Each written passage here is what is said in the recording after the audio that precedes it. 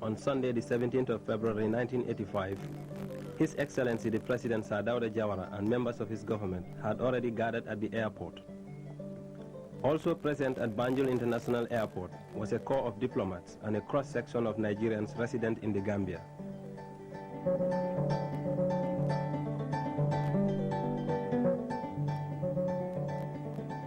They were there to welcome to the Gambia His Excellency Major General Muhammad Buhari, head of the federal military government and commander-in-chief of the Nigerian Armed Forces, who is the guest of our 20th independence anniversary celebrations. Major Buhari is met at the foot of the aircraft by his host, Sir Dawda Kairaba Jawara.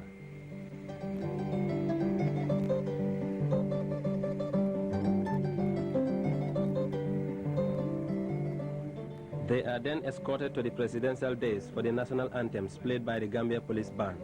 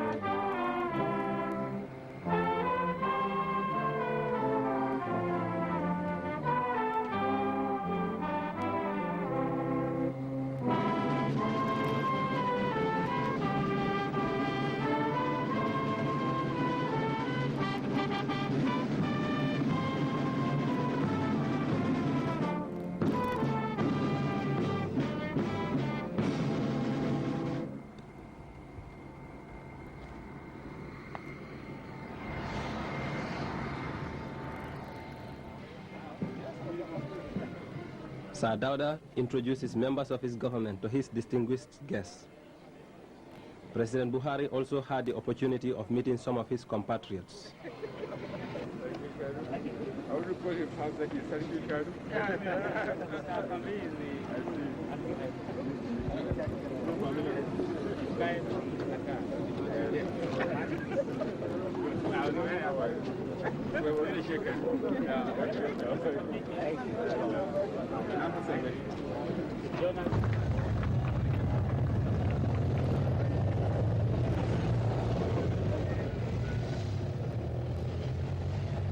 From the airport, the two leaders drove into the capital, Banjul, where at the Makati Square, they inspected a guard of honor mounted by the Gambian security forces.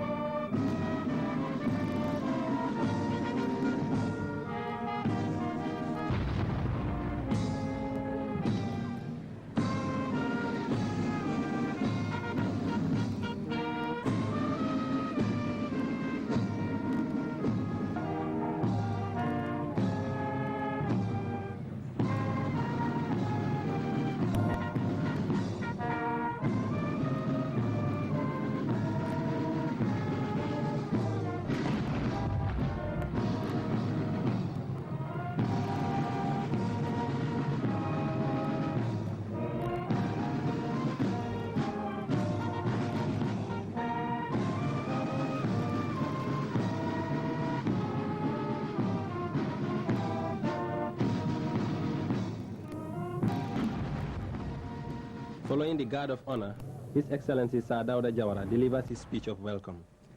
First of all, I would like to express our great pleasure in receiving this morning on Gambian soil my friend and brother, Major General Muhammadu Buhari, head of the Federal Military Government and Commander-in-Chief of the Armed Forces of the Federal Republic of Nigeria, who, notwithstanding the very heavy responsibilities of state which he has to carry at home, has graciously consented to visit our country and join us on the occasion of our 20th independence anniversary.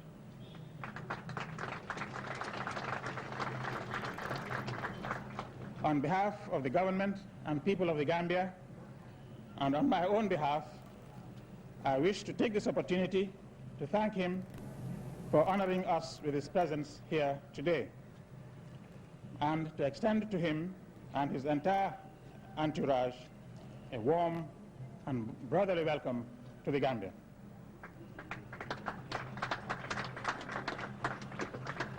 I hope that Your Excellency's stay in the Gambia will be an enjoyable and memorable one, and that you and your entourage will avail yourselves of the modest hospitality which your Gambian brothers and sisters will offer you. I also hope that your visit will enable you and our people to chart new areas of cooperation and joint enterprise and strengthen old ones. Your Excellency, in paying tribute to the great country which is the Federal Republic of Nigeria, and to your esteemed self, I recall very pleasant memories of my working visit to your country in July of last year, and was particularly impressed by the concrete achievements and the great strides Nigeria is making in the socio-economic and political fields. At the bilateral level, as I mentioned a few days ago, when I received the letters of credence of your new High Commissioner to the Gambia, much progress has been made in the areas of technical assistance and training since our two countries signed the 1983 bilateral agreement on economic and technical cooperation. We look forward to increased cooperation between our two countries, covering many fields, and to the renewal and strengthening of trading links between our countries.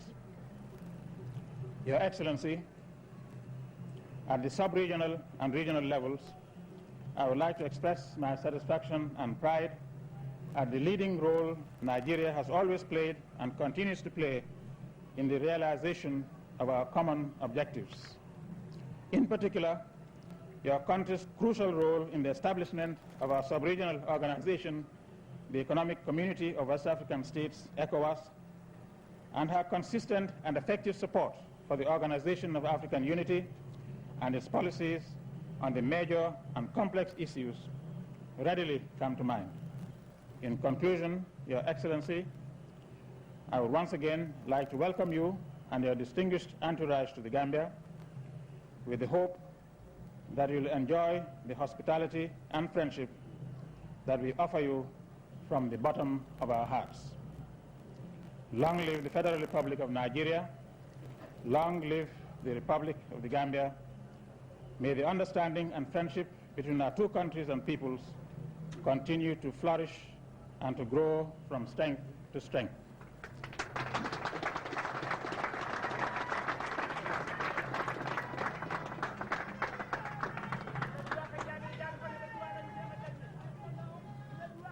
In reply, Major General Buhari said, Mr. President, when you kindly invited me to be the guest of honor at the celebrations to mark the 20th independence anniversary of your great country, I had no hesitation in accepting the invitation for several reasons. Firstly, Your Excellency was one of the heads of state of Africa to visit Nigeria after the present government came into office, thereby demonstrating the faith the Gambia has in the continued well-being of Nigeria. Secondly, the bond of friendship, brotherhood, and association between Nigeria and the Gambia and their peoples have existed for a very long time, predating even the event we are about to celebrate. In extending the invitation to me, Your Excellency has given further proof, if one was needed, for the depths of the goodwill that exists in the Gambia for my country. It is therefore a great pleasure to be here with you today. I would like, on behalf of myself, my entire delegation, and the people of Nigeria, to express my sincere appreciation and gratitude to Your Excellency, your government, and the people of the Gambia for the warmth and especially African welcome which you have accorded us. The spontaneity of the welcome and its generosity has made us feel truly at home. The Gambia has a reputation for being a very hospitable country. Having been here, even for only a very brief period, I can attest to this truly African phenomena. It must be a source of pride to all Gambians in particular and all Africans in general that so much has been achieved in so short a period. True, it has not all been rosy. No nation, particularly at its infancy, can have it all rosy. The measure of success can only be determined in economic terms, but in the stability the country has enjoyed, the happiness of its people, and above all, its confidence to face the future. Your Excellency, your sagacity in handling the affairs of the Gambia has contributed in no small measure to this state of affairs. I would also like to state our admiration of the role Your Excellency has continued to play on the international scene. No one is in doubt of Your Excellency's commitment and that of your country to the success of our continental organization, the OAU, as well as our sub-regional organization, the Economic Community of West African States. Your Excellency, I wish to say that the state of bilateral relations between Nigeria and the Gambia gives us particular pleasure and pride in Nigeria. Your visit to Nigeria in July last year, which you remembered vividly, helped to solidify this close cooperation. I am glad that such progress has been made since then, culminating in the meeting of the Joint Commission now holding here. Nigeria is proud to be associated with the government of the Gambia.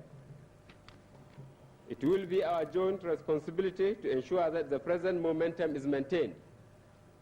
On this note, I wish to thank Your Excellency and the people of the Gambia for the care you have taken of my compatriots who live in your midst. It is our prayer that as the Gambia commences its third decade of nationhood, it will have God's guidance and blessings so that peace and stability will continue to reign, as well as progress and happiness for the lovely people of the Gambia. Long live the Republic of the Gambia. Long live the Federal Republic of Nigeria. Long live African unity and cooperation.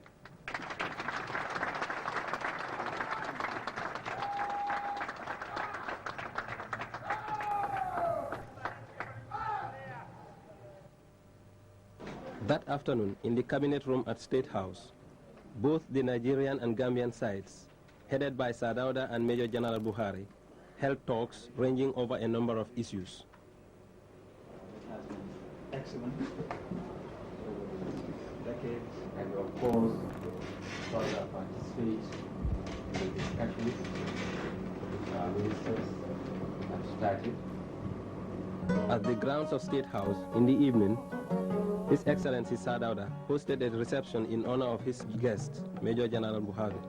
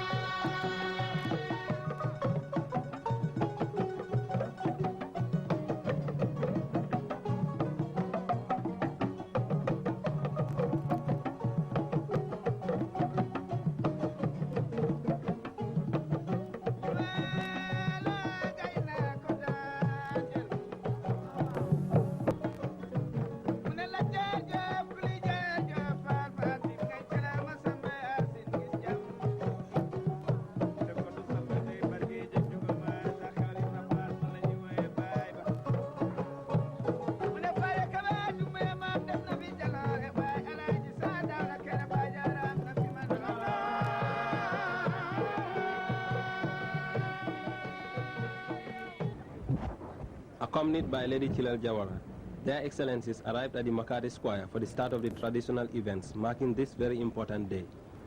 They were met on arrival by the Honorable Minister of Education, Mrs. Louise Njai.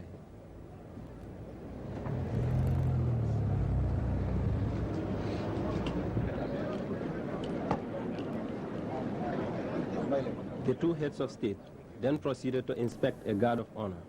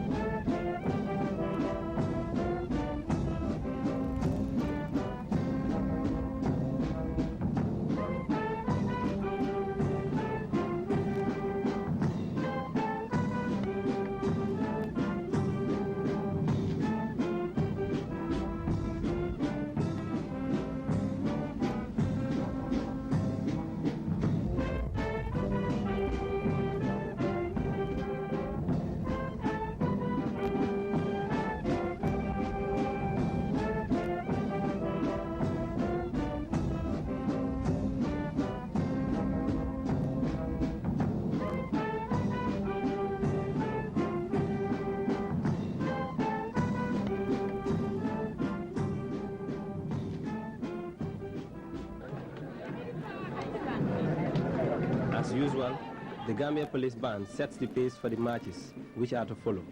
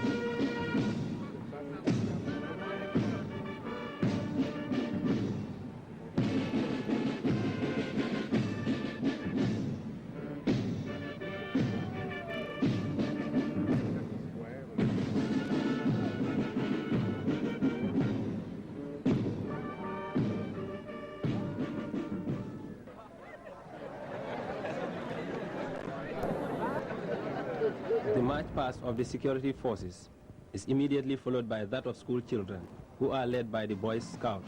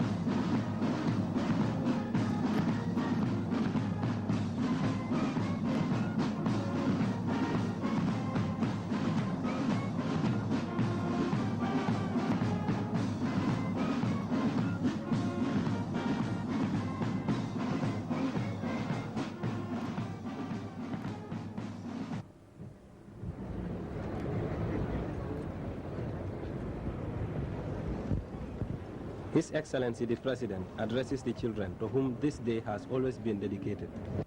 Boys and girls,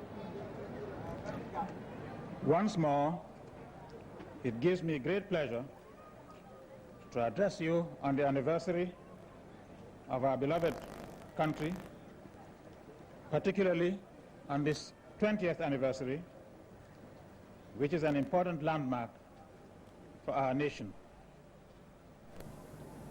It is heartening to see you in your attractive uniforms as you march past with enthusiasm, joy, and energy as usual. I am very pleased on this occasion to extend on my own behalf and on behalf of the people of the Gambia a warm welcome to Major General Muhammadu Buhari, Head of State and Commander-in-Chief of the Armed Forces of the Federal Republic of Nigeria.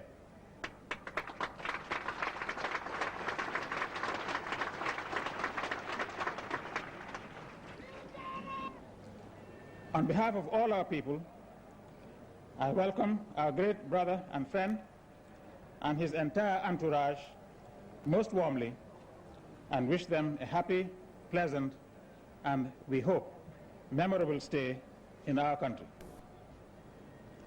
I wish to take this opportunity to extend on your behalf, through the Nigerian Head of State, friendly greetings to all young people in the Federal Republic of Nigeria.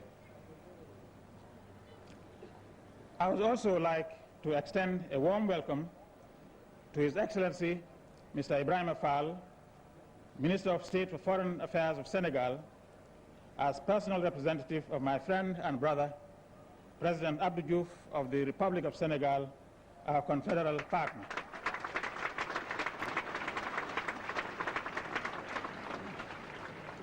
We are also very happy to welcome in our midst His Royal Highness Prince Mohammed Bolkiah, Foreign Minister of the Sultanate of Brunei Darussalam, a country with which, even though separated from us by several thousand miles, we share much in common.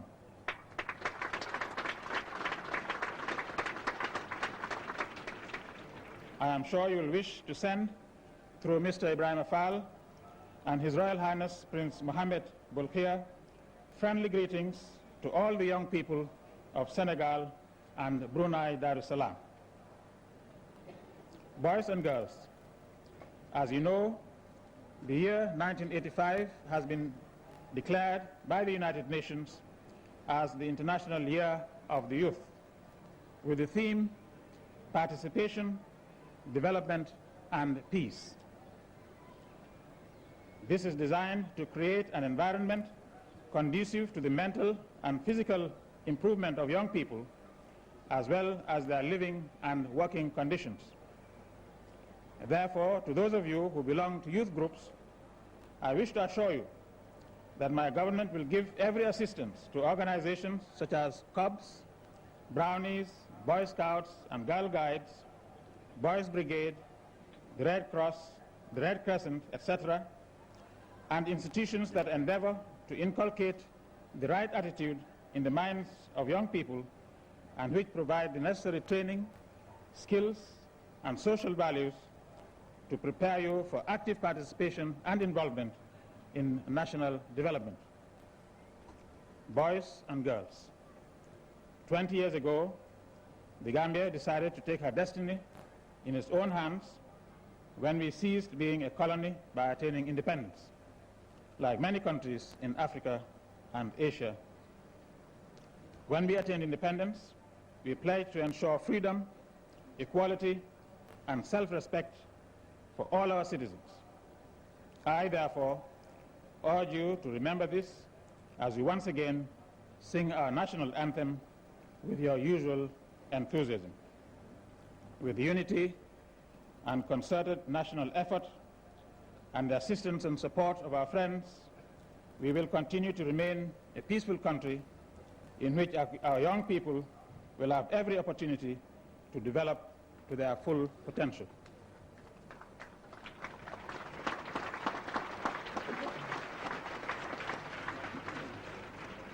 Finally, boys and girls, I would like to end by congratulating all of you for a splendid appearance this morning, and to congratulate also your parents and teachers for their unfailing commitment and interest in your welfare. May God bless you all.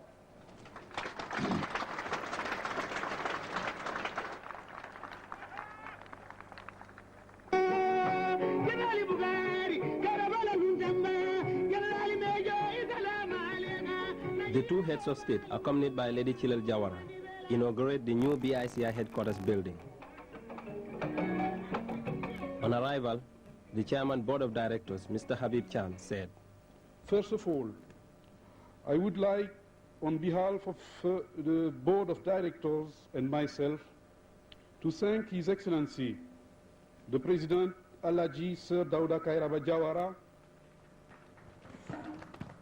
for the honor he is paying us to chair, despite his so many tasks, our today's ceremony, which is the official opening of the Banjul Basis new building. Your Excellency, ladies and gentlemen, the investment of $3 million in that beautiful building is a testimony of the confidence of the shareholders of the basis in the Gambia. The bank is participating in the economic activities of the country with its international partners like Banque Nationale de Paris, BNP, and la Société Financière pour les Pays d'Outre-mer, SFOM, which is a holding including BNP, the Dresdner Bank of the Federal Republic of Germany, and La Banque Bruxelles-Lambert from Belgium.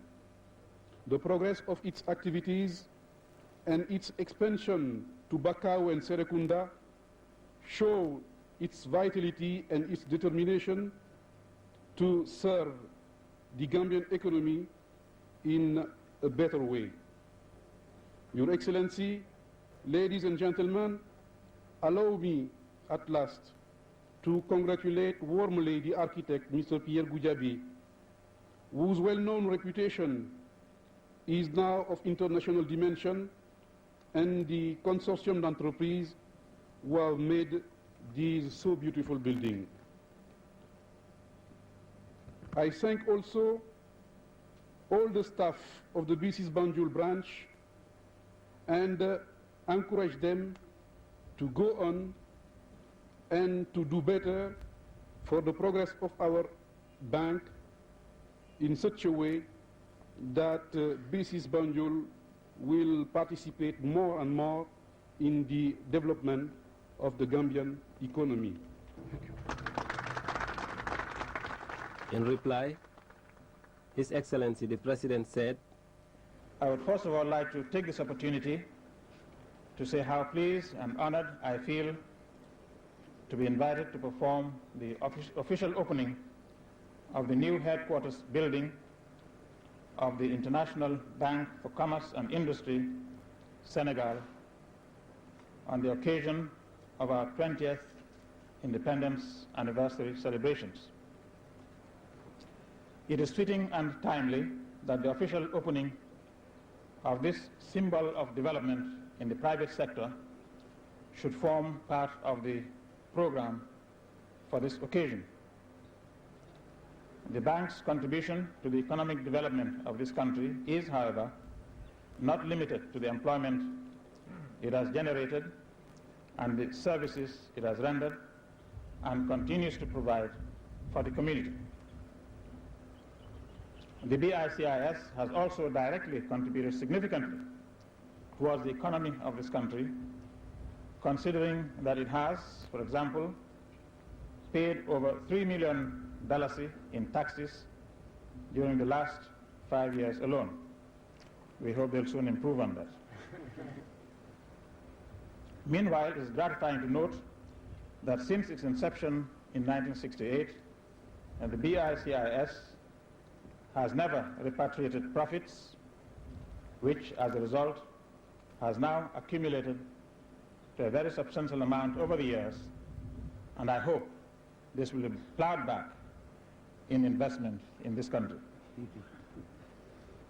For this, I would like, on behalf of the government and on my own behalf, to congratulate the board of directors and staff of the bank in general, and in particular, Mr. Jacques-Henri Wall, Managing Director of the Banque Nationale de Paris, which is the parent bank of the BICIS, and our brother, Mr. Habib Cham, Chairman of the Board of Directors, who is well known to us in the Gambia. Special credit must also be given to the officers and members of staff whose assistance and dedication have helped considerably in enhancing the role of the bank in our financial sector. With these remarks, I now have great pleasure in declaring the new building of the Banjul branch of the BICIS du Senegal officially open.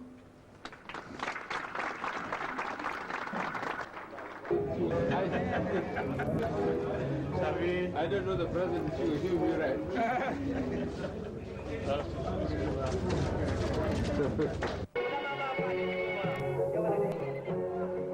From one inaugural ceremony to another, again His Excellency arrives to formally launch the first ever National Museum, where the chairperson, Dr. Florence Mahoney, proceeded to say, I'm greatly honored and highly privileged as the chairperson of the Monuments and Relics Commission to extend a very warm welcome to all of you who have so graciously accepted the Commission's invitation to this jubilant occasion on this historic site. Yet another milestone in the history of the Gambia has been reached today. What more auspicious date than February the 18th, Gambia's National Day, for the inauguration of the Gambia's first ever museum. I believe we would all agree that without the affirmation of a cultural identity, the political independence of any people must rest upon rather insecure foundations. Such a people would be without roots unconcerned about their traditions, and inevitably lacking in self-respect and self-confidence, and ill-equipped to meet the vicissitudes of time or to plan realistically for the future. It is now recognized that the cultural dimension of social and economic development is of crucial significance. Your Excellencies, distinguished guests, ladies and gentlemen, the wisdom of the past, handed down to posterity by oral tradition or in ancient writings, stimulates and challenges us who plan or participate in the development of our nation. Over the years, visionaries have caught a glimpse of the vision of cultural education for our people. And today, that dream is partly realized in this attractive National Museum, which His Excellency the President has kindly consented to inaugurate. On behalf of the Monuments and Relics Commission, I would like to thank very sincerely all who have given support in different ways along the arduous road to success.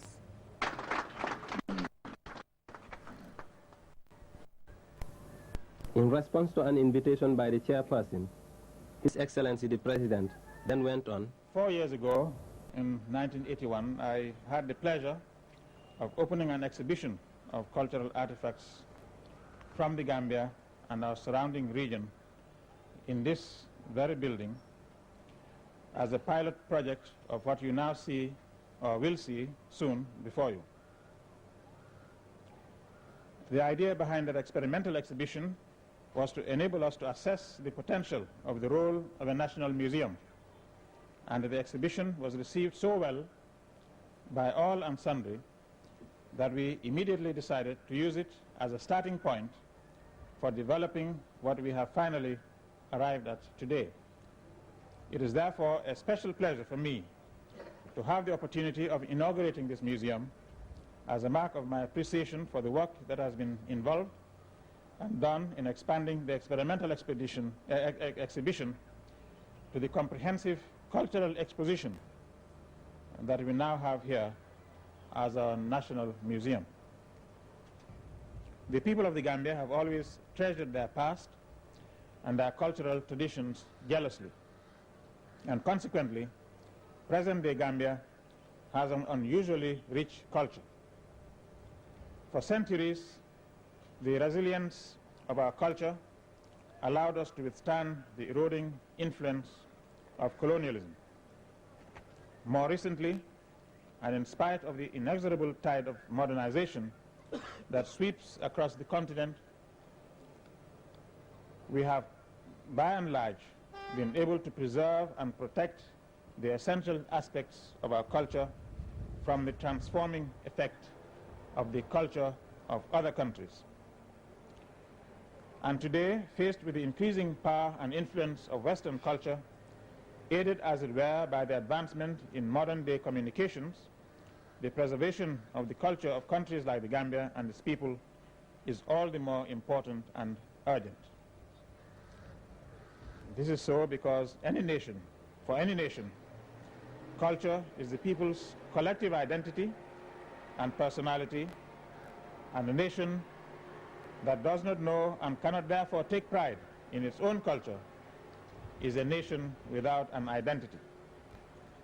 In the context of a rapidly changing world, which is witnessing an increasing intermingling of different cultures, the enduring qualities of our past traditions and values make them an important stabilizing force in our lives, by which and through which we can collectively identify. Madam Chairperson, Your Excellency, distinguished guests, ladies and gentlemen, it is now my pleasure to declare the Gambia National Museum open.